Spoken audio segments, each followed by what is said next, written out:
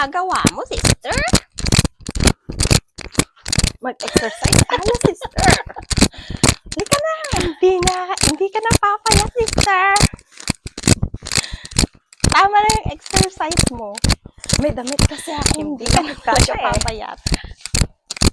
So, kailangan mag-cash Huwag ka nang umasa, sister. Hindi nakakasya yun sa'yo. Hindi ka na papayat. Exercise na tayo, sister.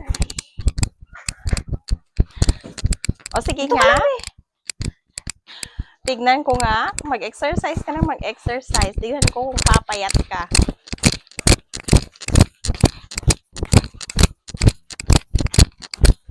Eh kasi, kain ka na kain. Dami mong kain.